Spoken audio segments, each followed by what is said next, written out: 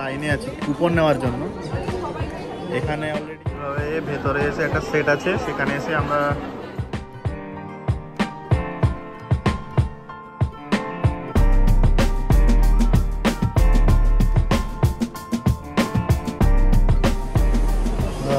মন্দির দর্শন করেছি, ঠাকুর দর্শন করলাম।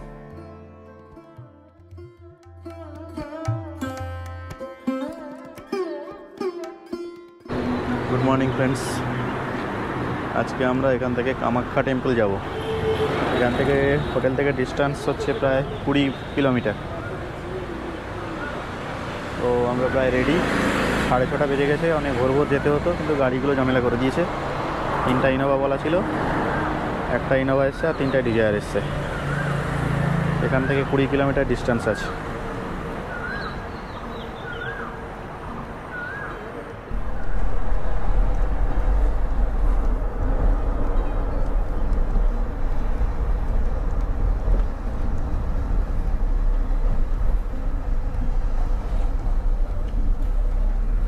আমরা যে হোটেলে ছিলাম সেখান থেকে ডিস্টেন্স হচ্ছে কত, 20 কিলোমিটার না, 20-22 কিলোমিটার মতো হবে। সময় লাগবে প্রায় 35 মিনিট। তো এখন বাজে সকাল 6:30, আধা ঘন্টা মানে 7টা। আর ওখানে কাউন্টার খুলে, টিকিট কাউন্টার খুলে 7টার সময়। আজকে আবার উইকেন্ড আছে, ফলে ভিড় হওয়ার সম্ভাবনাও আছে। মানে কামাখ্যা টেম্পলে যাচ্ছি আমরা।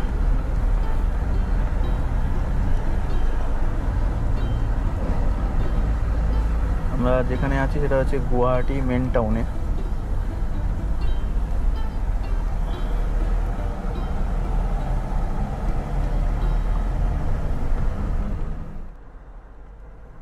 সকালের এই যে শান্ত গুয়াহাটি শহরটিকে দেখতে পাচ্ছেন, এখন সকাল 6টা বাজে, তাই এতটা ট্রাফিক নেই, রাস্তা ফাঁকা। তাই আমরা মোটামুটি একটা স্পিড মেনটেন করে যেতে পারছি। কিন্তু এটা একটু বেলা বাড়লে পুরোটাই জ্যাম হয়ে যায়। গুয়াহাটি শহরে প্রচুর ট্রাফিক জ্যাম হয়। কালকে আমরা রাত্রিবেলা ঢোকার সময় সেই জ্যামেই পড়েছিলাম। যাই হোক, এখান থেকে আর আধা ঘন্টা সময় লাগবে কামাখ্যা মন্দিরে পৌঁছতে। এই পথেই যেতে হবে। আমাদের হোটেল থেকে প্রায় 20 কিলোমিটার ডিস্টেন্স, যেখানে আমরা একটা ইনোভা আর 3টা ডিজায়ার গাড়ি করেছি। এখান থেকে ভাড়া নিয়েছে টোটাল 4,000 টাকা।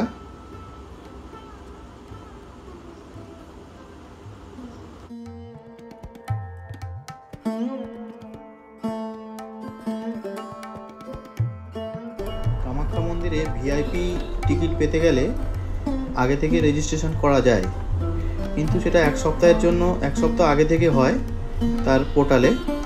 কিন্তু সেটা আজকে আমরা চেষ্টা করেছিলাম গতকাল, সেটা হয়নি। ফলে আমাদের অফলাইনে যদি টিকিট পাওয়া যায় সেখানে নিতে হবে, না হলে জেনারেল লাইনেই দাঁড়াতে হবে। তো সবাই বলতো যে অনেকটা ভোরে ভোরে গেলেই ভালো, আরও ভোরে যেতে হতো, প্রায় 5টার দিকে। আমাদের অলরেডি লেট হয়ে গেছে 1 ঘন্টা। আমাদেরকে বললো যে সকাল 7টায় একটা ভিআইপি টিকিট অফলাইনে পাওয়া যায়, সেটা যদি পাওয়া যায় তো ভালো, না হলে কিন্তু জেনারেল লাইনে আমাদের দাঁড়াতে হবে। বাইপাস হয়ে ঢুকে যাচ্ছে নাকি ফ্লাইওভারের তলা দিক দিয়ে।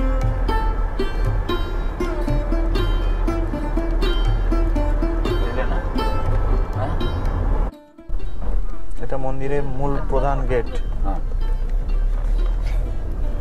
এখান থেকে পাহাড়ে ওঠা শুরু।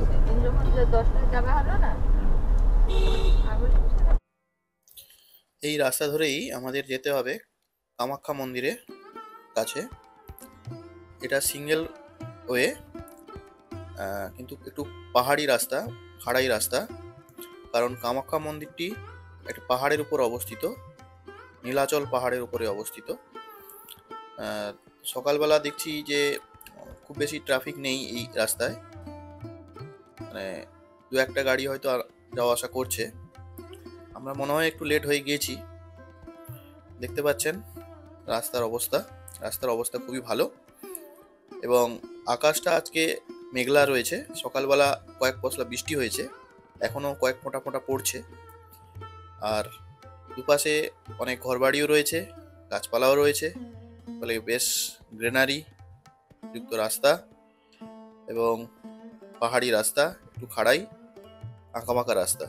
এই কামাখ্যা মন্দির আসামের রাজধানী গুয়াহাটি শহর থেকে 20 কিলোমিটার দূরে নীলাচল পাহাড়ের ওপর অবস্থিত, যে পাহাড়টি আবার কামাগিরি পাহাড় নামেও পরিচিত। তো এই মন্দিরটি হচ্ছে একটি শক্তিপীঠ। প্রধানত তান্ত্রিকদের তন্ত্র সাধনার জন্য এই মন্দিরটি প্রসিদ্ধ। তাছাড়া সারা ভারতবর্ষের হিন্দুদের কাছে এই মন্দিরটি একটি অন্যতম জাগ্রত মন্দির এবং একটা আদ্যাপীঠ বলে পরিচিত সমস্ত হিন্দুদের কাছে।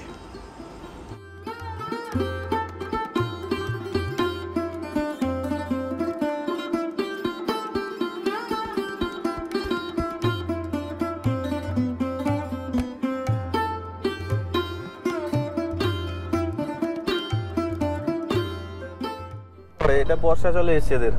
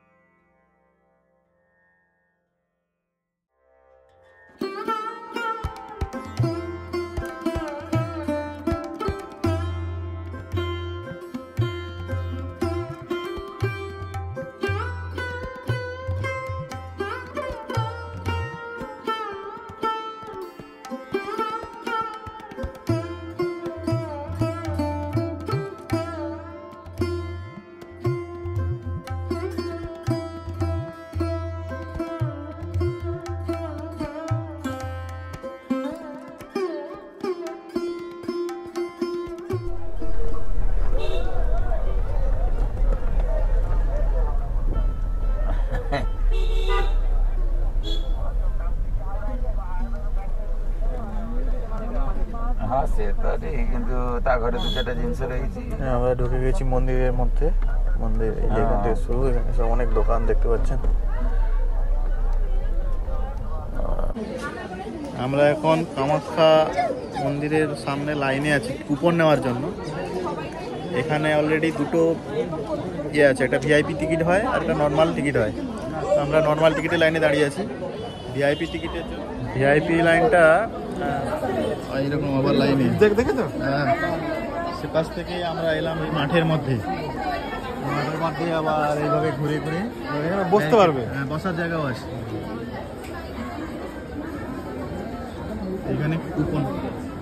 এখানে কুপন পাওয়া যাবে। এইভাবে লাইনে গিয়ে তারপরে আমরা মন্দিরের মধ্যে ঢুকতে পারবো। আমি দেখে গেছি। এখন আমরা লাইনে ঢুকছি। আর আগে সেটা ক্লিয়ার হবে।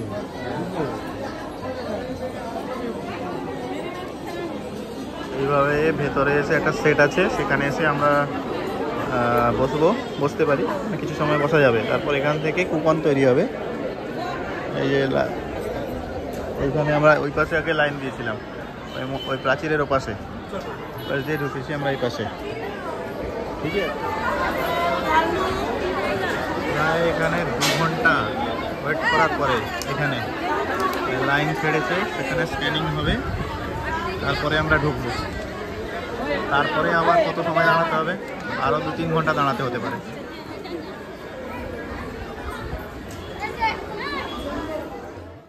সকাল 7টা থেকে এসে আমরা এই জেনারেল লাইন দিয়েছি।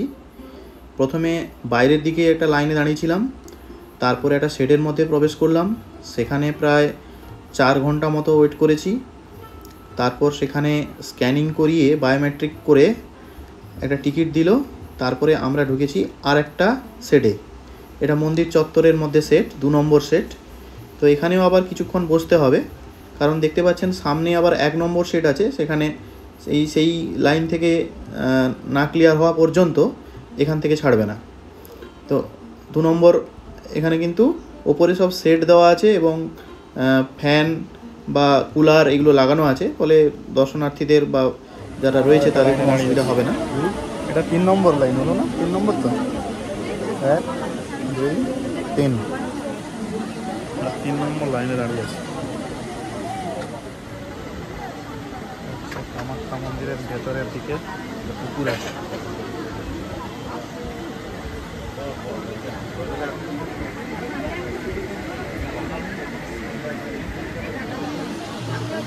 আবার বসে গেছে সবাই।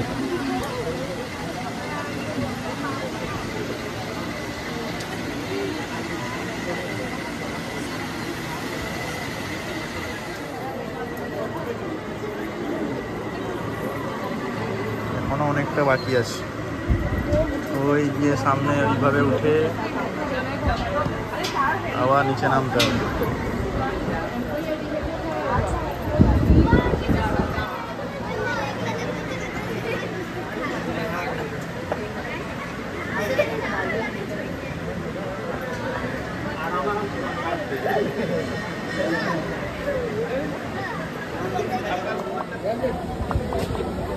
হাত বাড়িয়ে দিন।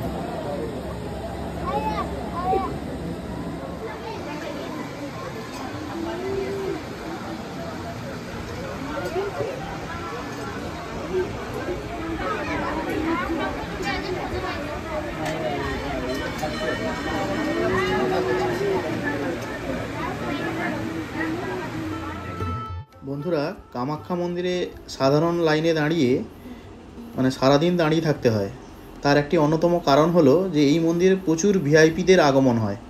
তার মধ্যে আপনারা সামনে দেখতে পাচ্ছেন যে আমাদের ভারতবর্ষের কৃষিমন্ত্রী শিবরাজ সিং চৌহান এই সময় এসেছেন, যিনি আগে মধ্যপ্রদেশের মুখ্যমন্ত্রী ছিলেন। দেখুন, এই সমস্ত ভিআইপিরা যদি আসতে থাকেন, ফলে এই সমস্ত লাইন, সাধারণ লাইন বন্ধ থাকে, ততক্ষণে তাদের ভিআইপি লাইন দিয়ে চলতে থাকে। ফলে এর জন্য আমাদেরকে প্রায় সারা দিন অপেক্ষা করতে হচ্ছে। মন্দিরে আমরা এসে অনেকটা লাইন দিয়েছিলাম, কিন্তু আমাদের টাইম শর্টেজের জন্য আমরা আমাদের 2 নম্বর গেটে একটা জায়গা থেকে আমাদের পণ্ডিতরা দর্শন করে দিবে বললেন, তো সেইটাই এখন করব। এই দেখতে পাচ্ছেন মন্দির, সকাল 7টা থেকে লাইন দিয়েছি টিকিট কেটে, কিন্তু এই লাইনটা চলে না। লোক দাঁড়িয়ে আছে এখন। মন্দির দর্শন করেছি, ঠাকুর দর্শন করলাম, 2 নম্বর গেট থেকে করা যায়।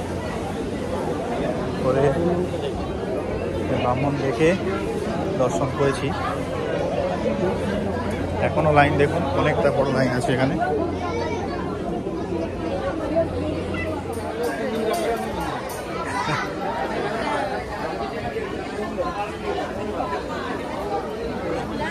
এই মন্দিরে লাইন দিয়ে ঢোকা মুশকিল ব্যাপার।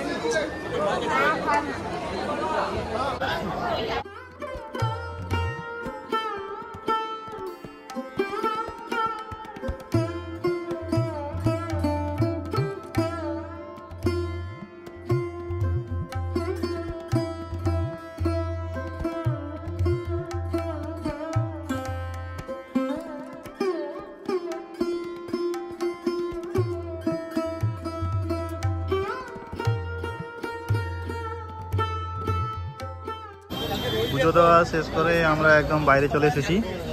এটা হচ্ছে কামাখ্যা ট্যাক্সি স্ট্যান্ড, আর এদিকটা আছে বাস স্ট্যান্ড। আমরা এই যে বাস স্ট্যান্ডে দাঁড়িয়ে আছি, এটা হচ্ছে কামাখ্যা বাস স্ট্যান্ড। আর হ্যাঁ, বাস স্ট্যান্ড এখান থেকেই মানে মন্দিরের স্টার্ট, এখান থেকে হেঁটে ঢুকতে হয় এই পাশটা। আর এটা হচ্ছে বাস স্ট্যান্ড, এদিকে আছে গাড়িগুলো সব এখানে নামিয়ে দেয়। আজকে রাতেই আমাদের ট্রেন রয়েছে গুয়াহাটি থেকে, রাত্রি 9টায়। আমরা কলকাতায় পৌঁছবো কালকে দুপুর 2:30টায়। তো আমাদের একটু লেট হয়ে গেছে মন্দির থেকে বেরোতে, কারণ হোটেল থেকে প্রায় আধা ঘন্টা সময় লাগবে স্টেশনে পৌঁছতে। তার উপরে গুয়াহাটির এই যে জ্যাম।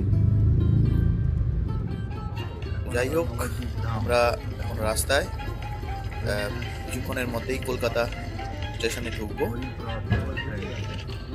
আর এখানেই আমার এই ব্লগগুলো শেষ হলো, মানে এই অরুণাচল সিরিজ শেষ হলো।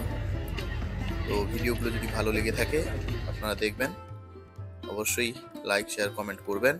যারা নতুন সাবস্ক্রাইব করবেন। ধন্যবাদ। আসার টাইম ছিল 2:30, ঢুকে গেছে 2:20-তে, 10 মিনিট আগেই ঢুকে গেছে। এটাই হচ্ছে গরিব রথ।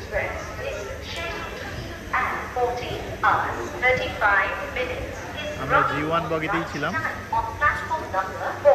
It is scheduled to run via Yadvigar, Punjab and Gari Sankhya 1504.